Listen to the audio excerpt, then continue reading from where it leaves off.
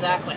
That's because it was created to hold festivals and open-air markets and outdoor concerts and things like that. And at one such concert, on a night in June, the band was playing over by the Botero sculpture of the torso, and about 300 people were dancing in the square and having a great time. And then at 9:20 p.m., the bird exploded. Somebody dropped a backpack just like mine with 10 kilos of dynamite and walked away. And those 10 kilos of dynamite and shrapnel ripped through the crowd, vomited concert. It killed 29 people and injured over 200 more. And we still don't know who did it. Because you see, the extreme left claimed responsibility, but then the extreme right said that no, that they were the ones who had put the bomb. And then the drug dealers said that no, that they were the ones who had put the bomb. And so they all started fighting over as if they were proud of having killed so many people. So in the end, nobody's in jail for it. We never found out. But I don't really care. Because when I see what's left of this sculpture, I don't see politics. I just see names. The names of the people who were in the wrong place at the wrong time that night. In particular, Lina's name right here. You see how old she was? Yep.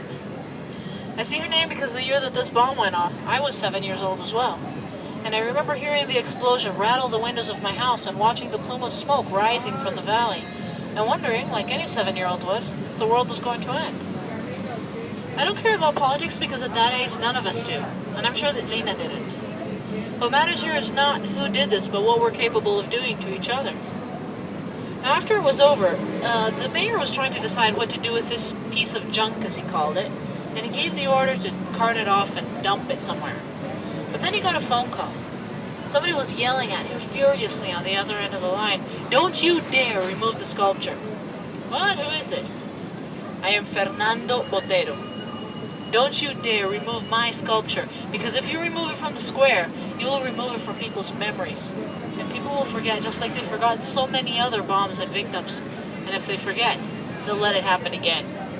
You leave it there so that people vow in their hearts whenever they see it, never, never again." And so the sculpture remains. But we couldn't leave the sculpture all by itself because that would be very misleading. It would only be telling half of the truth, and half of the truth is much more dangerous than a lie. So Botero donated another sculpture, that bird, resurrected and proud, and he put it beside its brother. And now the two birds talk.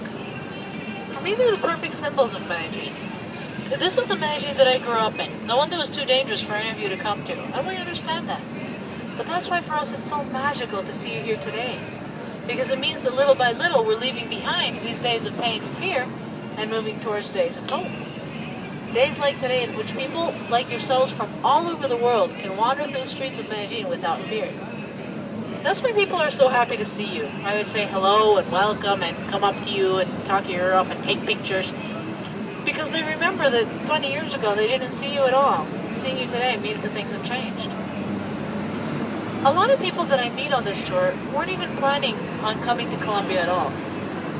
But on their travels through other Central or South American countries, they met so many people who said, "Oh, you've got to see Colombia, it's amazing, you can't miss it." That it's because of that why you're here. And that's also why you guys are part of Medellin. You have it from the moment you arrived, and you will be forever. Because when you go back home, you're going to talk about your experiences.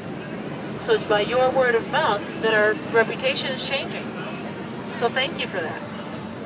Thank you for giving Colombia a chance, for daring to believe that we could be worth getting to know. And on my part, thank you especially so much for letting me show you my city.